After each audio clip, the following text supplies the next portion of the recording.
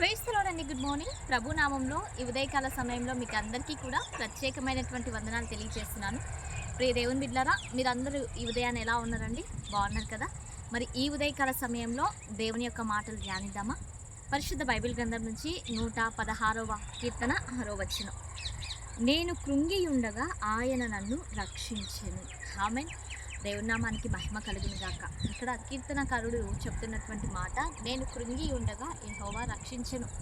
దేవుని నామానికి మహిమ కలుగును గాక. ప్రియ దేవుని బిడ్డలారా, ఈ ఉదయకాల సమయంలో దేవుని యొక్క వాక్యాన్ని వింటున్నటువంటి నీవు, ఈ గుడ్ న్యూస్ని చూస్తున్నటువంటి నీవు కృంగిపోయినటువంటి స్థితిలో నువ్వు ఉంటున్నావా?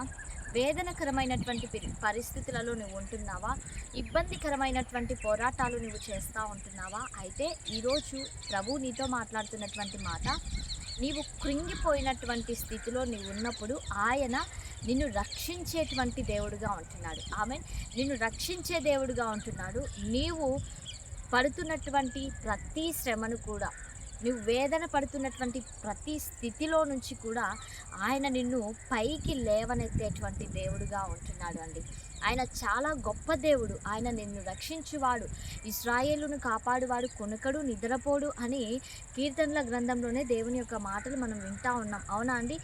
మనల్ని కాపాడుతున్నటువంటి వాడు కునుకక నిద్రపోక ఏం చేస్తున్నాడు అంటే, ఆయన ప్రతి సమయంలో కూడా మనల్ని అందరినీ కూడా రక్షించువాడై ఉంటున్నాడు.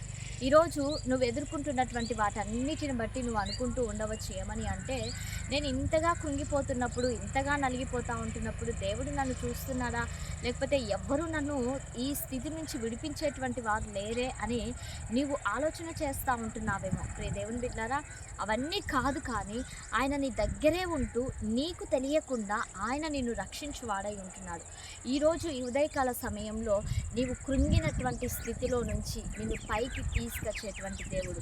ఏ సమస్య, అనారోగ్య సమస్య, ఎన్నిసార్లు హాస్పిటల్స్కి వెళ్ళినా, ఎంత వైద్యాన్ని నువ్వు అందుకుంటున్నప్పటికీ కూడా తీరనటువంటి రోగాలు నిన్ను చాలా ఇబ్బంది పెట్టేస్తూ ఉంటున్నాయా? అప్పుల సమస్య చేత నువ్వు బాధపడుతూ ఉంటున్నావా? ఉద్యోగాలేమి కొరకు నువ్వు చాలా ఇబ్బంది పడిపోతూ ఉంటున్నావా?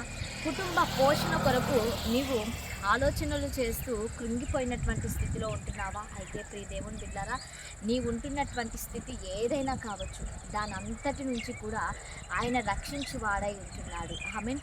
కాబట్టి ఉదయకాల సమయంలో నువ్వు దేని గురించి కూడా భయపడద్దు. ఎందుకు అంటే ప్రభువు నీకు సహాయం చేయబోతూ ఉంటున్నాడు.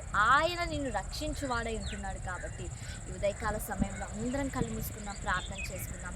పరిశుద్ధాత్ముడా, సర్వోన్నతుడా యేసయ్య, మీకు వందనాలు అయ్యా. ఈ ఉదయకాల సమయంలో ప్రభా, ఈ కార్యక్రమాన్ని చూస్తున్నటువంటి నీ ప్రియ బిడ్డలందరినీ కూడా మీరు పేరు పేరున దీవించండి, ఆశీర్వదించండి, సహాయం చేయండి అయ్యా.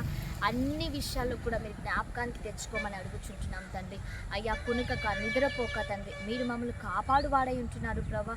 నీ బిడ్డలందరినీ కూడా మీరు రక్షించండి. ఈ దినాన తండ్రి, నీ బిడ్డలు ఏ పనులనైతే ప్రారంభించాలని ఆశపడుతుంటున్నారో వాటన్నిటిని కూడా మీరు సక్సెస్ చేయమని యేసు శక్తి కలిగిన నామంలో అడిగి వేడుకొని పొంది ఉంటున్నాము తండ్రి. Amen. Praise the lord. God bless you all. Have a nice day.